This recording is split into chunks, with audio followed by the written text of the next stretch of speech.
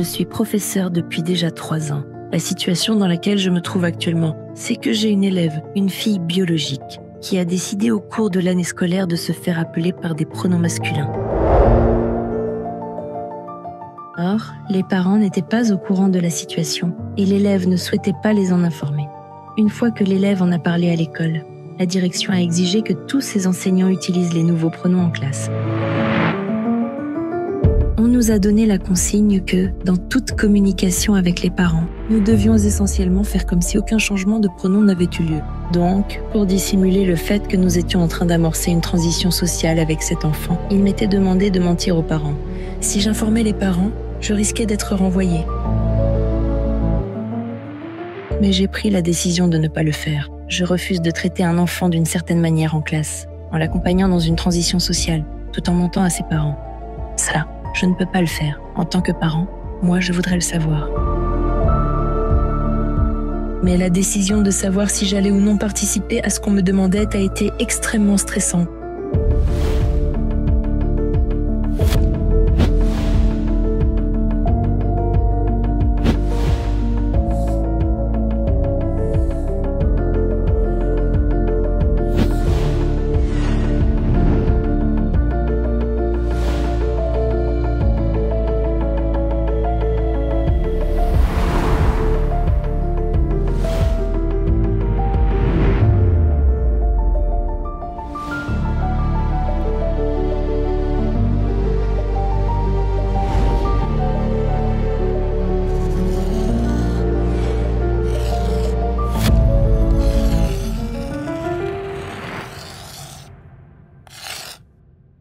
Là où ce cas-là est particulièrement important, c'est qu'on a des raisons de croire que ce n'est pas un cas isolé. C'est vraiment la pointe de l'iceberg. Je fais un appel au calme là, des deux côtés. D'un côté, on a un devoir comme société de protéger des gens qui sont dans les minorités. Et de l'autre côté, bien, je peux comprendre des parents qui sont inquiets, des citoyens qui sont inquiets. Par quelle bizarrerie systémique on en est arrivé à la situation présente?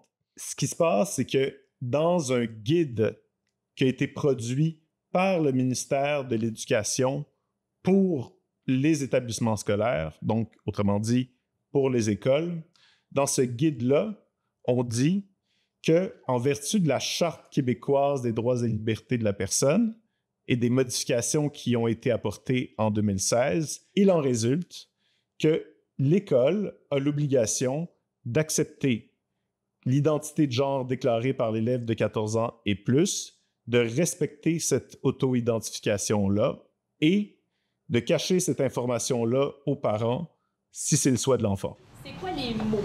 C'est dès le début du primaire que les notions de genre font partie des contenus obligatoires du ministère de l'Éducation. Effectivement, on se retrouve avec un document que j'ai là qui s'intitule « Pour une meilleure prise en compte de la diversité sexuelle et de genre », qui est un guide à l'intention des milieux scolaires, rempli de langage de la théorie de l'identité de genre, qui va dire dans ce guide qu'un enfant de 14 ans peut demander à faire une transition sociale et il faut lui demander si l'école va vouloir va communiquer ça aux parents ou pas. Donc, il y a le document de l'Éducation nationale va prévoir que l'école puisse mentir aux parents.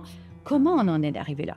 Ce que le guide dit, c'est que la loi dit que l'école doit respecter l'identité de genre de l'élève. Alors que la loi ne dit pas ça. C'est une interprétation. Est-ce que les parents, Jacinthe, ont raison d'être inquiets? Bien, tout le monde a raison d'avoir ses préoccupations et c'est là où il faut être à l'écoute. Les directives vont dire que tout changement doit être accepté par le milieu scolaire, donc transition sociale sur demande de l'enfant. Avant 14 ans, ça se fait avec l'accord du parent ou du tuteur. Après 14 ans, l'école doit demander s'il désire qu'on informe ses parents. Donc, il est prévu dans la politique que la possibilité de mentir aux parents.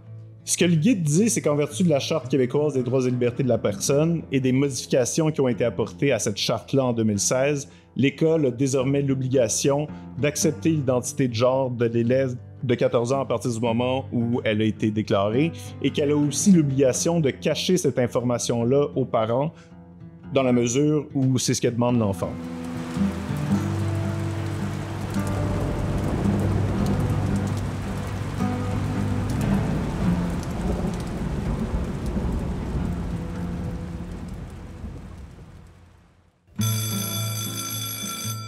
ce qui est frappant, c'est que tout le monde est d'accord sur le fait que le premier facteur protecteur d'un enfant, pour la santé mentale d'un enfant, c'est une famille proche, une famille qui communique. Ensuite, on le sait, on l'a vu, que cette population qui a tendance à se dire trans est à haut risque de comorbidité. Ce sont des enfants qui sont dans l'anxiété, qui sont à risque d'idéation suicidaire à cause de ça.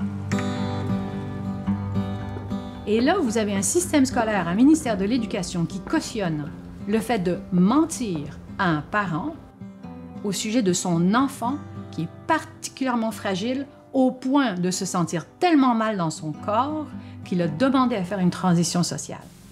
Je tiens à rassurer l'ensemble des parlementaires et les gens qui nous écoutent que, évidemment, il y a des conditions qui doivent être rencontrées pour permettre que soit accordé le changement de la mention du sexe à l'acte de naissance et la demande pour un jeune de moins de 14 ans doit être présenté par le parent. Pour le jeune de 14 ans et plus, peut être présenté par le jeune, mais le respect de l'autorité parentale est toujours pris en considération dans la démarche. Est-ce qu'on peut obliger un professeur aujourd'hui à cacher ou à mentir aux parents explicitement? Normalement, non. Normalement, non, on ne peut pas obliger un professeur à mentir à des parents, non. Un enfant a le droit de procéder, c'est d'aller dans ce processus-là sans le consentement de ses parents. Mais ça ne veut pas dire que le parent doit être privé de l'information. C'est tout ça le problème, c'est toute ça la question que pose la nouvelle loi, c'est la question de l'autorité parentale. Où sont les parents? Mais pourquoi on veut empêcher les parents d'être au courant? Pourquoi les parents n'ont pas l'information?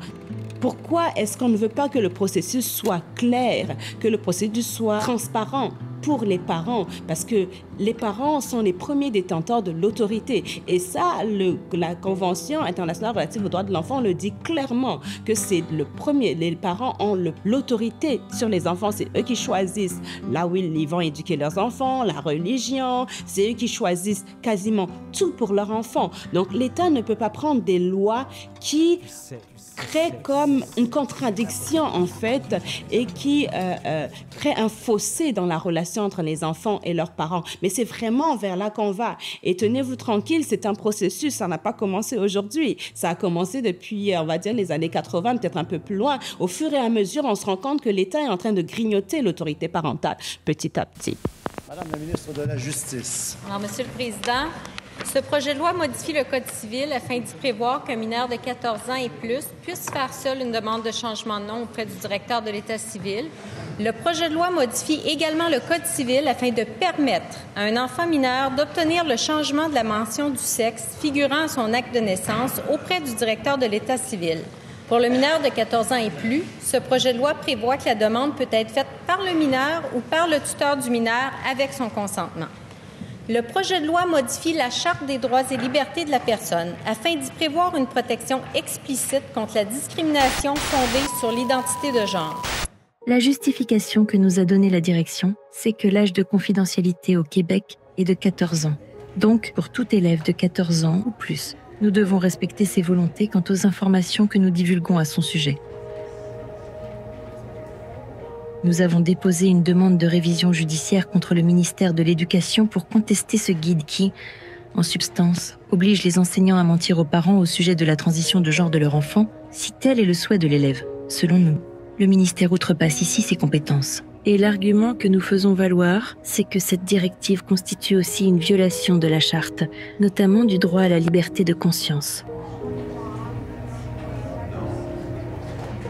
C'est une objection de conscience sur la base du fait qu'on force l'enseignante à mentir. On brime aussi sa liberté d'expression dans la mesure où non seulement on contraint son discours, mais on l'empêche de révéler une information qui est importante pour les parents dont elle a la responsabilité. Enfin, parce que les parents ne sont pas là pour défendre leurs propres enfants, puisqu'ils sont tenus dans le secret de ce qui se passe, on institue un recours au nom, finalement, au nom de notre cliente, mais au nom de l'intérêt des parents. Et enfin, de la sécurité de l'enfant. sur la question du consentement des enfants, le droit international ne prévoit pas de règles universelles sur cette question-là. Elle laisse la liberté aux États de décider de l'âge du consentement qui leur convient selon les réalités nationales. Nous avons également appuyé le projet de règlement relatif au changement de nom et d'autres qualités de l'état civil. Nous en sommes rendus donc aujourd'hui par le biais du projet de loi 103 à modifier le Code civil, la Charte des droits et libertés de la personne et le règlement sur le changement de nom et d'autres qualités de l'état civil. Ce projet de loi, entre autres, vise à permettre à une personne de moins de 18 ans de déposer une demande de changement de nom ou une demande de changement de la mention de sexe au directeur de l'état civil. Le Code civil est en fait, c'est un gros document qui en fait intègre les différentes lois dans plusieurs domaines, la famille, les personnes, les incapacités, tout ce qui est lié en fait à la personne humaine. Et au fur et à mesure que la société avance, évolue, il y a des changements et de nouveaux phénomènes qui se produisent. Alors, ce Code civil est amendé. C'est ce qui se passe avec la loi 103. Donc, à l'article 2, ce code est modifié par le remplacement de l'article 60 par le suivant. Une demande de changement de nom d'un enfant mineur peut être faite par son tuteur ou par le mineur lui-même s'il est âgé de 14 ans et plus. La loi 103 intègre des modifications au Code civil. Et parmi ces modifications, on a des modifications en lien avec le changement du nom. Et là, c'est vraiment assez particulier parce que c'est juste une notification. Il n'est pas exigé, selon la loi, que les parents donnent leur consentement avant que l'enfant ne pose cet acte-là. Donc, l'enfant peut y aller et tout ce qu'on va la question qu'on va lui poser, est-ce que vos parents sont au courant? On va aller vérifier, oui, ils sont au courant.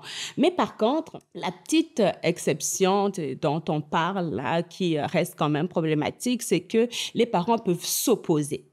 Et lorsque les parents s'opposent à ce changement de nom, normalement, le changement de nom ne peut pas être accordé. Il doit être refusé. Donc, les parents doivent être au courant, en fait, qu'ils ont le droit de s'y opposer. Afin de tenir compte du fait que le mineur de 14 ans et plus pourra faire seul une demande et ainsi prévoir, dans ce cas, les personnes qui devront être avisées et celles qui pourront s'y opposer, soit les pères et mères de l'enfant mineur à titre de tuteurs légaux. L'état du droit au Québec est différente, elle est particulière. Oui, l'article 598 prévoit clairement qu'un enfant est sous la protection de ses parents jusqu'à l'âge de 18 ans.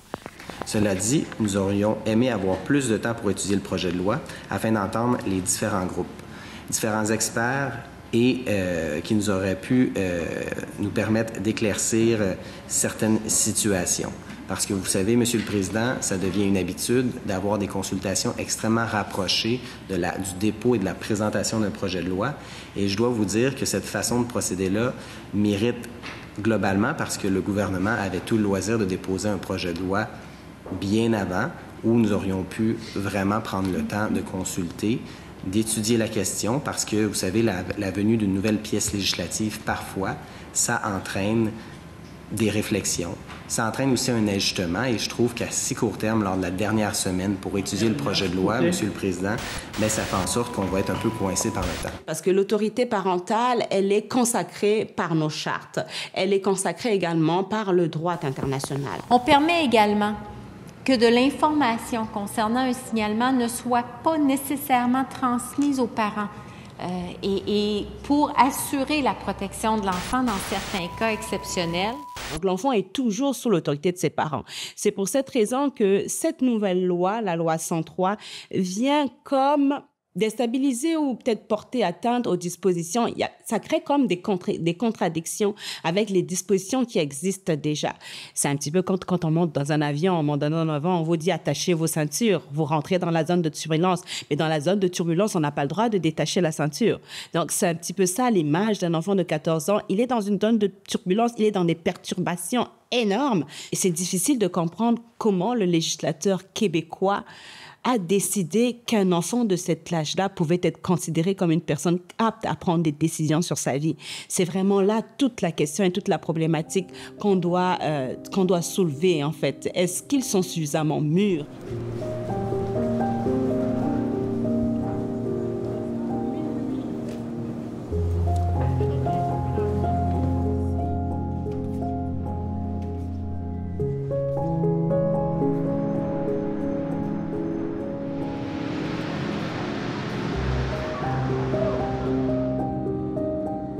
J'avais déjà cette conviction personnelle.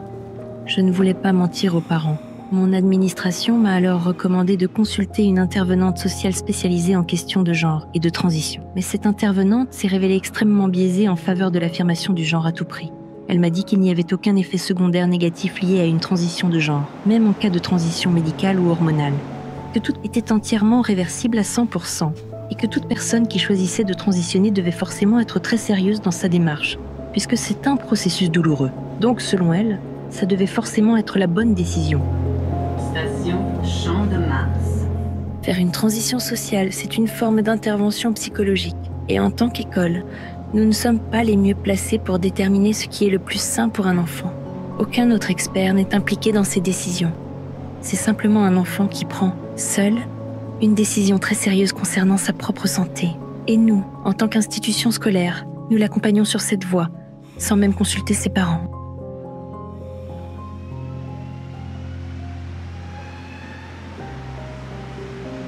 Après avoir consulté toutes les personnes qui me semblaient raisonnables, j'en suis venue à la conclusion que les enfants ne devraient jamais entreprendre une transition de genre sans supervision professionnelle. Au minimum, d'après les échanges que j'ai eus et les recherches que j'ai menées. J'ai conclu qu'il était contraire à l'éthique de mentir aux parents au sujet d'une transition sociale engagée par leur enfant. La théorie du genre en tant que telle a surtout une conséquence dans le système d'éducation parce que c'est l'école de pensée à laquelle le ministère de l'Éducation et même le gouvernement a manifestement décidé d'accorder son crédit. Maintenant, dans le nouveau cours Culture et citoyenneté québécoise, qui est un cours du primaire au secondaire au Québec, tous les niveaux, on va enseigner maintenant que le sexe n'est plus une catégorie biologique, c'est une catégorie sociale. Lorsqu'un enfant a un mal-être, et qu'il dit qu'il est dans le mauvais corps et qu'il devrait être dans le corps de l'autre sexe, par exemple, etc., il exprime donc un mal-être, une dysphorie. Et si le monde adulte valide cette dysphorie par une transition sociale en disant « Oui, ma petite chouette, t'es un petit garçon finalement » ou « oui, toi, t'es une petite fille », on risque de fixer la dysphorie chez l'enfant. Un enfant qui dit qu'il est de l'autre sexe, on peut lui dire tu peux t'habiller comme tu veux, tu peux faire ce que tu veux, tu peux qu'est-ce qui t'attire dans l'autre sexe? Jouer au camion, te mettre parfait, aucun problème. Justement, on veut briser les stéréotypes, mais il faut expliquer à un enfant. Toutes tes cellules sont sexuées, tu seras de ce sexe toute ta vie, de la naissance à la mort. Maintenant, ça ne veut pas dire que tu dois choisir un métier ou te maquiller ou pas te maquiller, ou te faire une coupe de cheveux ou pas. Ça c'est très régressif. La transition sociale, je pense que c'est quelque chose qu'il faut vraiment revoir, qui malheureusement existe dans le système scolaire québécois, que le RÉSI va demander formellement au ministère de l'Éducation de revoir, parce que ça nous semble être un premier acte médical. Deuxième acte médical de la médecine transaffirmative, vous avez un enfant de 6 ans qui a été transitionné, et tout le monde considère qu'il est une fille, il a un nom de fille, etc. Mais à 12 ans, commence le processus pubertaire. Mais ce petit garçon va être totalement paniqué. Comment voulez-vous qu'il soit préparé à une puberté masculine alors que ça fait 6 ans qu'on lui dit qu'il est une fille? D'où les attaques de panique, d'où les demandes de bloqueurs de puberté. Et les études longitudinales qu'on a vont tendre à prouver que les enfants qui sont dits non conformes au genre, qui disent qu'ils ont une incongruence, ou qui disent qu'ils sont des filles et des garçons, qui grandissent si on ne les transitionne pas.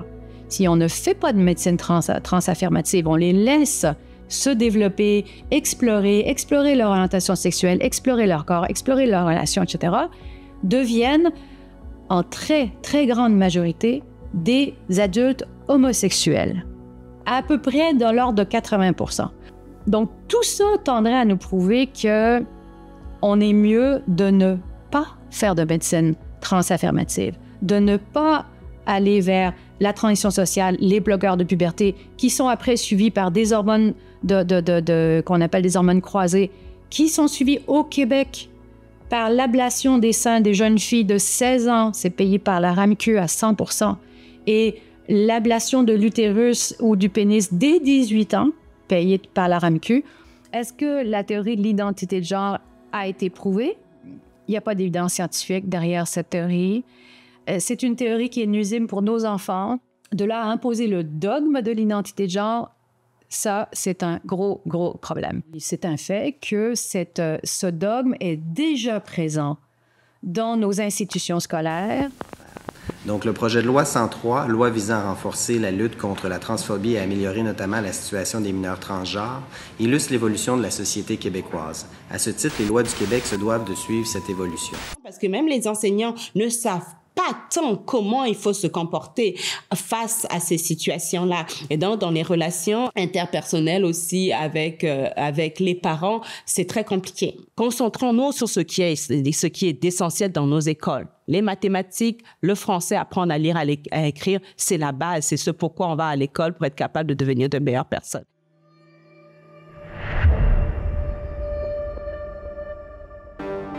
Le transgenrisme est donc une idéologie à partir du moment où donc il y a un dogme, c'est-à-dire que finalement les individus qui tombent dans cette idéologie-là se définissent plus en fonction de leur sexe, mais en fonction de leur genre. C'est-à-dire c'est une étiquette sociale. Et finalement, on va se mettre à définir ce qui est un homme et ce qui est une femme. Et donc le sexe finalement n'existe plus. En général, on a 70% de filles et de femmes. Voilà, c'est vraiment ce profil-là. Et donc, ces jeunes filles et ces femmes développent en général une dysphorie de genre d'apparition rapide. C'est ça qui a été théorisé par le docteur Lisa Littman, qui décrit le fait que finalement, en quelques semaines, quelques mois, ces jeunes femmes vont se mettre à ressentir des symptômes de la dysphorie de genre. Et pourquoi est-ce qu'elles parlent de contagion sociale? Parce que ces jeunes femmes, en fait, sont exposées à du contenu pro-trans sur les réseaux sociaux, à l'école parfois aussi, en fait par une sorte d'effet de mode, parce que le transgenrisme est présenté comme quelque chose qui vous rend cool, enfin vous devenez tout d'un coup très populaire lorsque vous faites votre coming out trans, tout ça, et puis on vous présente aussi voilà, le fait que c'est super cool puisque vous allez avoir accès à une nouvelle communauté, donc finalement ça va vous donner un rôle social, en fait vous allez trouver des nouveaux amis entre guillemets, Et donc les filles et les femmes sont beaucoup plus sensibles à ça, peut-être parce qu'elles sont plus empathiques, peut-être parce qu'elles ont davantage tendance à répondre par des mécanismes de validation. C'est vrai que souvent le transgenrisme est présenté comme un mouvement de personnes opprimées, et c'est vrai, les personnes trans sont des personnes en souffrance, voilà. Il ne faut pas considérer que c'est qu'un mouvement du peuple qui vient du bas, finalement c'est... On considère, c'est ce qu'on décrit dans notre livre, c'est une idéologie qui est propulsée par la crème du capitalisme.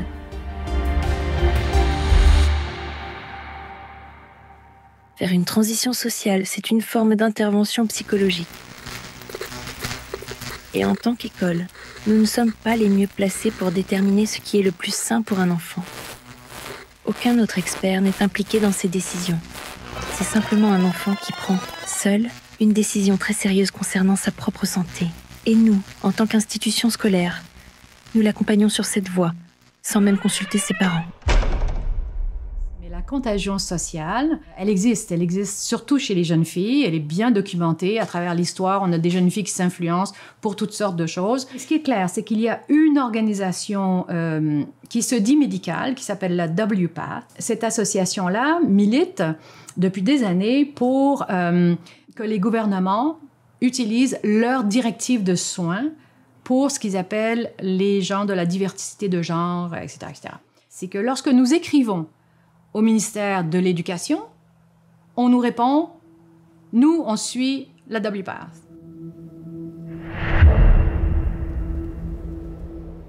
The reach of WPATH is huge.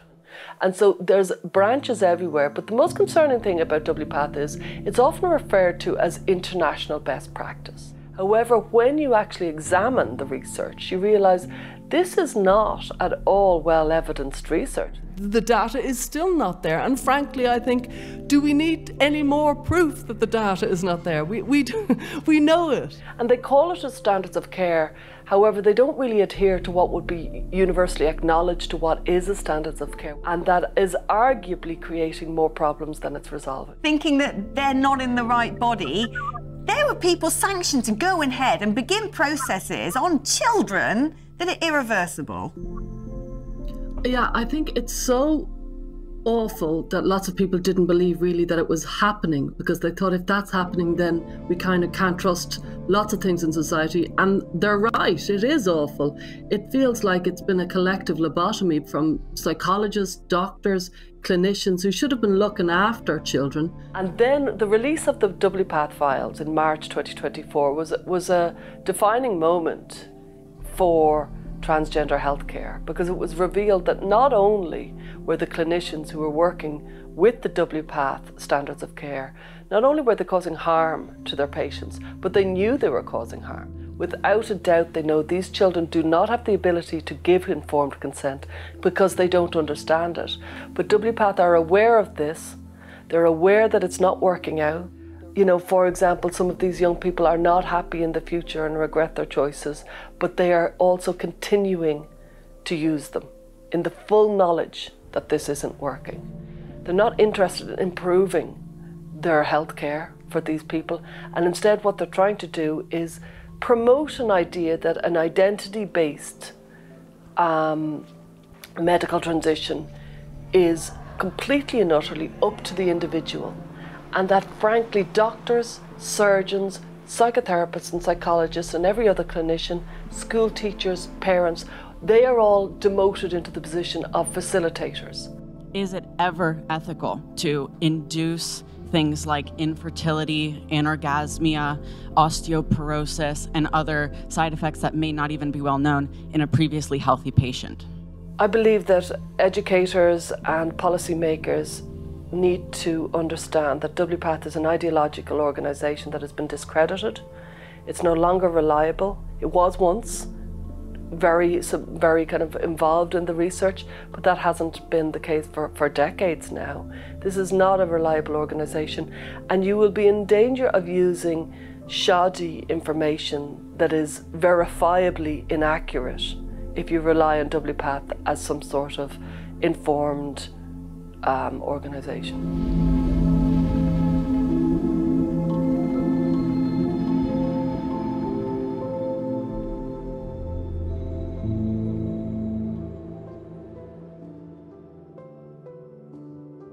J'ai donc partagé toutes ces informations avec la direction, avec le responsable de l'établissement.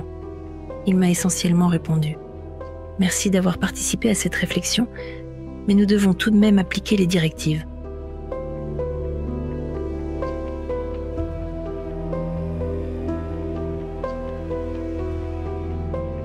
Si vous divulguez quoi que ce soit aux parents, ce sera un motif de renvoi immédiat. Il m'a clairement dit que je devais choisir. Soit j'acceptais de me conformer à ce qu'on exigeait de moi, soit je devais me demander si je voulais encore travailler dans cette école.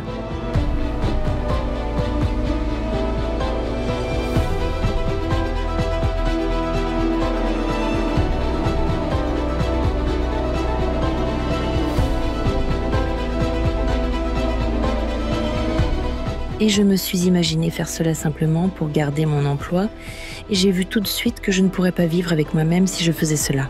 Pour moi, ça frôle le criminel. M'imaginer en train de m'asseoir devant une mère ou un père et regarder droit dans les yeux et leur mentir, consciemment. Je ne pouvais tout simplement pas faire ça. J'ai préféré risquer de perdre mon emploi. L'idée que quelqu'un puisse contrôler ma parole au point de m'obliger à mentir me répugne profondément. C'était hors de question pour moi.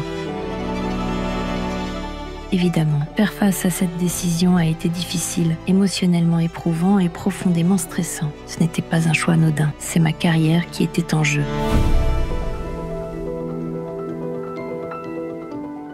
Donc la goutte qui faisait déborder le vase pour ma cliente, c'est qu'on l'obligeait à mentir aux parents. Rencontrer les parents en face à face, les regarder dans le blanc des yeux et en cachant quelque chose qui est tellement patent que c'était trop finalement.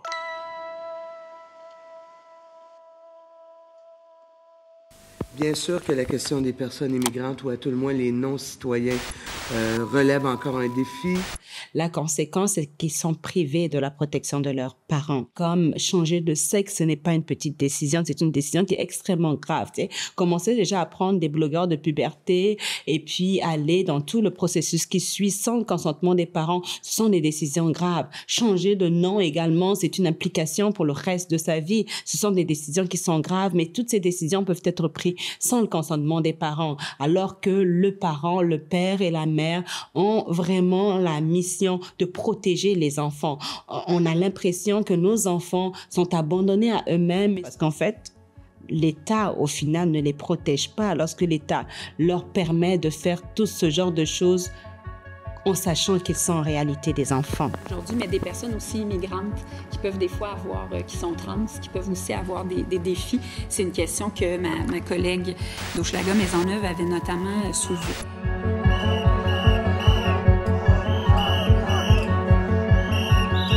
Évidemment, en tant que parent, je voudrais savoir ce qui se passe avec mon enfant, et tous les parents à qui j'ai parlé ressentent la même chose. Je crois que la situation actuelle est en train de briser le lien de confiance entre les parents et les enseignants. On l'a vu récemment avec les protestations entourant certains contenus en classe.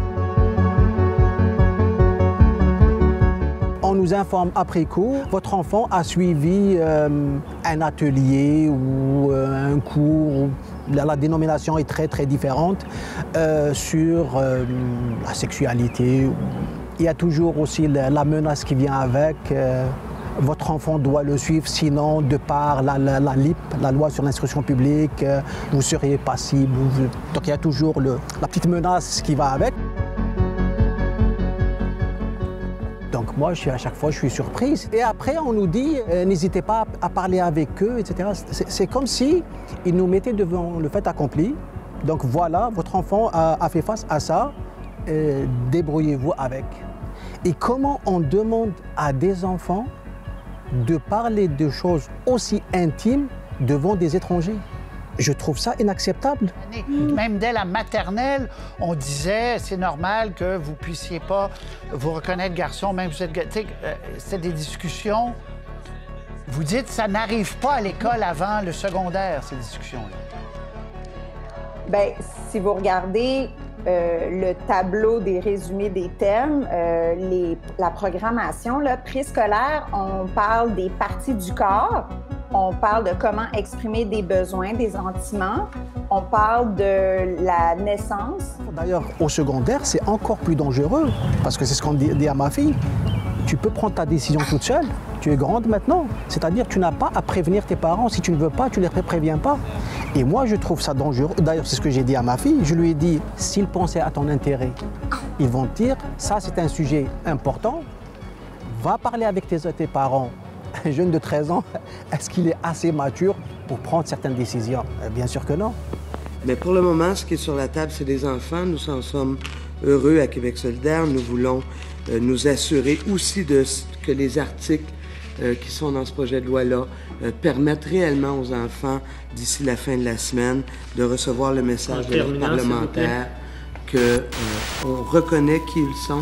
Les parents ne sont pas informés de l'existence de cette règle-là, puisqu'ils ne sont pas informés du fait que dans une situation pareille, l'information risque de leur être cachée. Je vois pas comment la relation de confiance entre les parents et, de façon générale, les enseignants peut se maintenir. Je connais plein de gens qui vont me dire « Mais la transition sociale, c'est juste gentil, c'est juste la chose à faire. Si l'enfant te dit qu'il est une fille, si l'enfant te dit qu'il est un garçon, c'est non. Tu fais ce qu'il te demande de faire. Ça ne mène à rien, ça le permet d'explorer, etc. C'est juste gentil. » Non, c'est pas gentil. C'est pas gentil. Hein? Ce ne sont pas des jeunes qui sont bien dans leur peau. De manière générale, et qu'il faut d'ailleurs aider. On est tout à fait l'hérésie, on veut absolument des ressources psychologiques, des ressources médicales importantes pour aider ces jeunes-là. Au Québec, il ne se passe pas une semaine avant qu'on parle de l'influence des réseaux sociaux sur un trouble de santé mentale des jeunes. Les réseaux sociaux influeraient tout pour les jeunes, mais pas la transidentité. C'est l'art de mettre des œillères, et c'est pour ça que je parle de dogme. On tombe dans le dogme quand on arrête de regarder la réalité. Souvent, le packaging, l'enveloppe, c'est de dire que c'est pour initier les enfants contre les dangers, les prédateurs, etc. Et malheureusement, beaucoup de parents tombent dans le piège, c'est-à-dire ils se disent non, c'est dans l'intérêt des enfants parce qu'il y a beaucoup de... À raison, il y a des enfants qui sont agressés, etc. Et on leur dit souvent que ça se passe souvent à l'intérieur des familles. Donc quelque part, on dit à l'enfant qu'il doit avoir peur de sa famille. Les sectes essayent de séparer les futurs adeptes de leur milieu familial, de leur milieu, parce que les milieux sont protecteurs par rapport à ces organisations-là. Donc, on constate dans le transgenrisme une volonté de s'adresser directement à l'enfant. On a des influenceurs sur YouTube, TikTok qui s'adressent directement à l'enfant, qui vont lui dire « Je suis ton ami, tes parents ne te comprennent pas, mais moi je serai toujours là, viens toujours me parler. »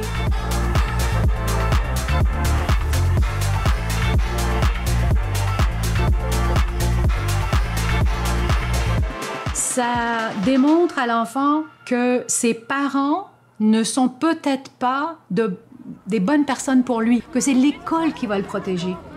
Que ça démontre à un enfant qu'il a peut-être besoin d'être protégé de ses parents. Ça nie complètement la responsabilité fondamentale qu'ont les parents vis-à-vis des enfants. Il y a une véritable méfiance qui est en train de s'installer. On ne la sent probablement pas parce que les parents ne parlent pas, parce que les parents sont eux-mêmes méfiants, parce que les parents ont peur qu'il y ait des représailles. On a un problème, les parents doivent comprendre qu'ils ont vraiment le droit. Et effectivement, ça crée ce climat de méfiance avec les enseignants. On se pose de nombreuses questions. Je discute avec beaucoup de mamans qui se posent des questions. On ne sait pas, on cherche de nouvelles écoles. On est tout le temps, quasiment chaque année, à chercher de nouvelles écoles. Est-ce que dans cette école, ils vont le faire? Est-ce qu'ils vont pas le faire? Est-ce qu'on pourrait trouver une école différente, là où on ne serait pas en plein dans cette culture-là?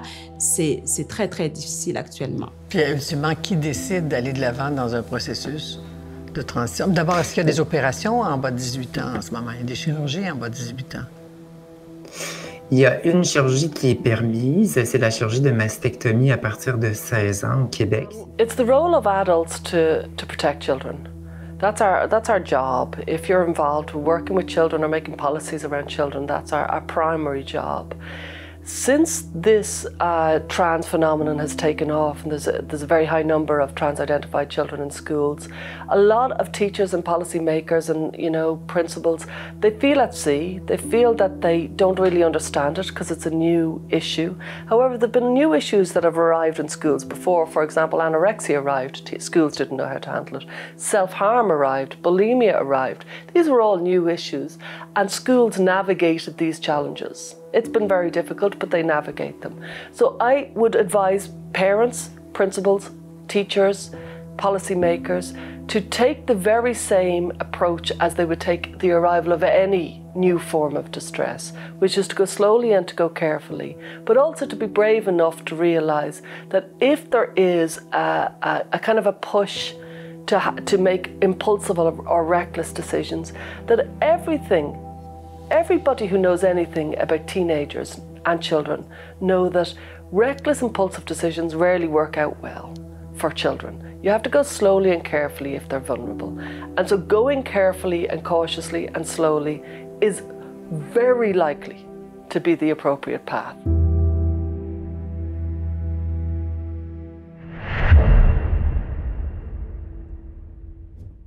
My name is Erin Friday. I'm a licensed attorney. I am a co-lead of Our Duty. I'm a mother of a daughter who used to think that she was a boy. The school hid it from me. And this is what this bill is going to tell all teachers to do, to hide it from the parents. I got involved in fighting against gender ideology when my daughter informed me that she was actually a boy. And that was in 2020. She was 13 years old. What I did was I started to research as much information as I could about transgenderism in adolescence. And I quickly learned a term called rapid onset gender dysphoria, which fit my daughter because she never had any type of gender incongruence as a child. She was very girly, and then suddenly she said she's a boy. So I knew that this was false. Then, over the course of the first year, I really had to concentrate on saving my daughter because she got extremely depressed when she took on this identity, and I had to focus on her. So once I stabilized her, then I decided that I couldn't remain silent. I didn't want this to happen to any other family. Bill gives preferential treatment for providers willing to be like Mengele. Removal of women's ovaries to treat mental health issues used to be the rage. Lobotomies, too.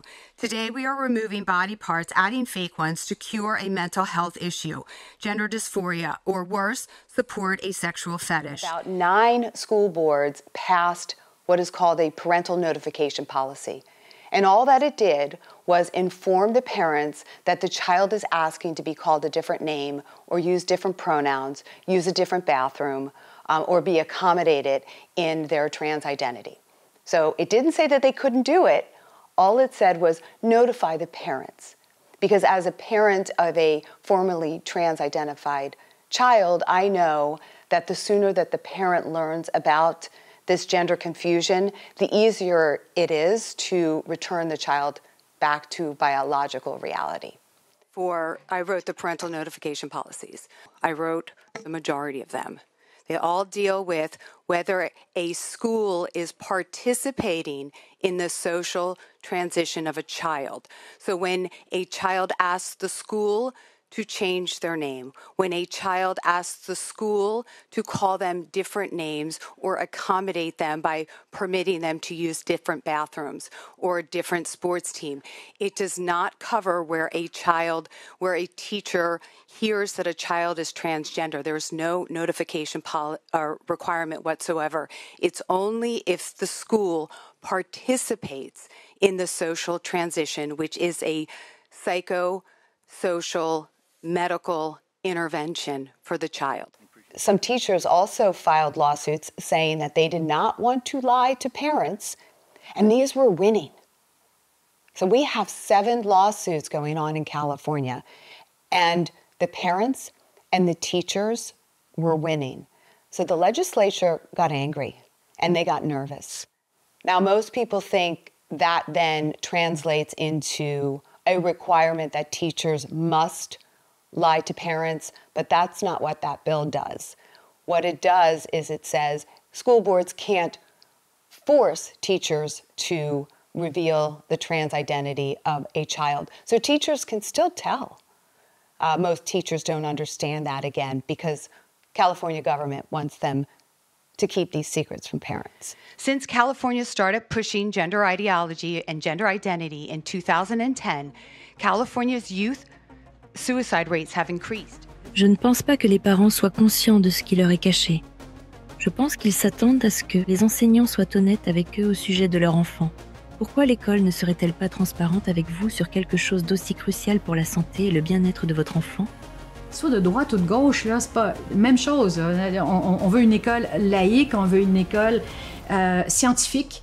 L'école doit être un milieu protégé où on protège les enfants de toute influence dogmatique. Il y a certains parents quand même qui ont compris que c'était un danger pour leurs enfants, malgré le fait que les sources d'information en France, elles sont pas encore partout. C'est-à-dire qu'il y a quelques livres qui ont été publiés sur le sujet, comme La fabrique de l'enfant transgenre de Céline Masson et Caroline Eliachep. Il y a notre livre avec Dora Muto, donc Transmania.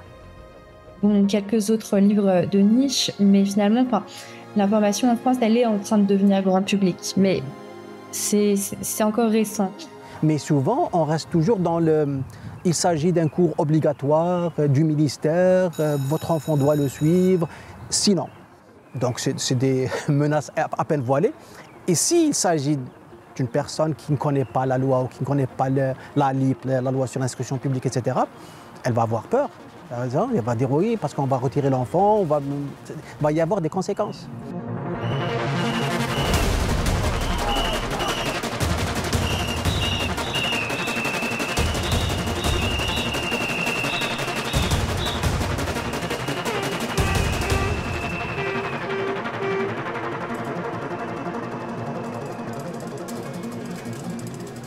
Je pense que les parents ne sont pas suffisamment au fait de ces choses-là et qu'il est important d'en parler. Il est surtout important de rappeler aux parents qu'ils ont des droits. Qu'ils ont des droits, qu'ils sont d'abord le père ou la mère de ces enfants-là. C'est eux qui les ont donnés au monde, c'est eux qui les ont fait naître, c'est eux qui ont l'autorité parentale. Ça veut dire que c'est à eux, en fait, de faire des choix pour leurs enfants. Que le gouvernement ne peut pas venir nous imposer des choses qui vont à l'encontre de notre façon de voir la vie, de notre façon de voir l'univers. We're going to continue the fight, and ultimately, we are going to win because the state is not the parents of our children. And if the United States or any country is going to take that position, it's not a democracy. We're just at the very beginning. The biggest lesson I learned in what I do is that one voice can make a huge difference. Courage begets courage. You don't have to have a law degree to be an advocate for your children. You just need to have the will.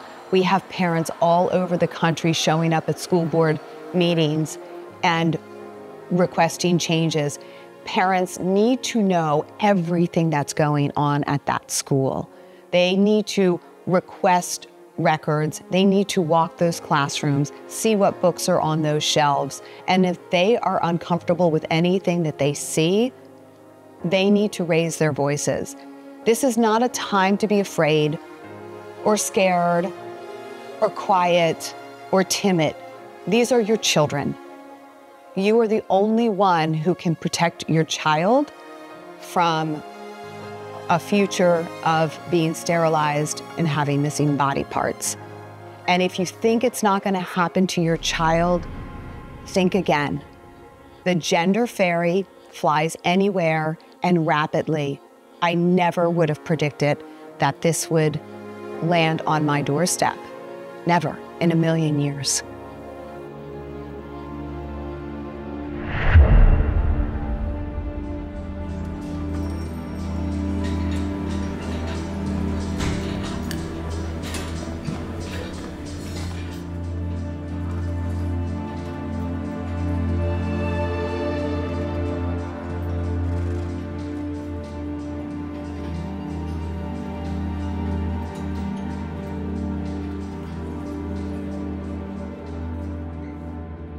This is conventional stuff. This is go carefully, go cautiously, include the parents, make sure that the truth is the front and centre in the middle of every piece of communication, and make sure that any intervention that's taken is carefully analysed before it happens, because radical interventions during childhood or adolescence are generally very, very destabilising for a child or an adolescent, and so they should be taken with extreme caution. Moi, ce que je conseillerais aux parents, c'est déjà de s'informer correctement sur le sujet, c'est-à-dire de se rendre compte de ce que leurs enfants regardent sur les réseaux sociaux, parce que si leurs enfants ont TikTok, Instagram, ils sont nécessairement déjà tombés sur des contenus d'influenceurs trans. Ce que je conseillerais aux parents, et ça c'est notre rôle en tant que parents, c'est faire le suivi de nos enfants. Et ne pas hésiter à aller voir l'enseignante, à aller voir la direction, pour justement avoir des explications sur leur rôle. Tant que tu fais la chose dans le respect, c'est ton rôle en tant que parent. Dire la vérité, il ne faut pas mentir aux enfants, par exemple, il ne faut pas dire qu'on peut changer de sexe. C'est impossible de changer de sexe. Cette loi-là, elle a été prise pour protéger une minorité de personnes. Et elle s'impose à la majorité. On a l'impression qu'on est en train d'imposer au reste de la population une espèce de nouvelle religion. Une espèce de nouvelle religion parce que c'est très très problématique et ça devient de plus en plus délicat.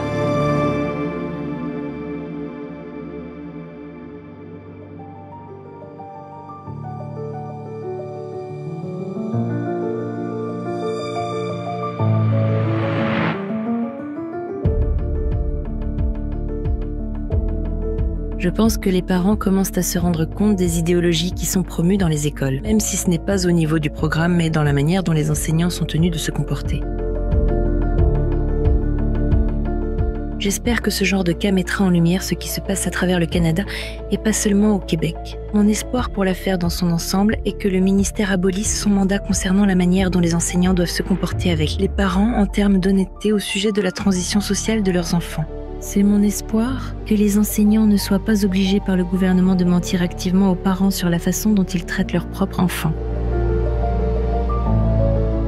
Cela me semble tellement simple et logique que cela ne devrait pas se produire, mais c'est malheureusement ce qui se passe en ce moment.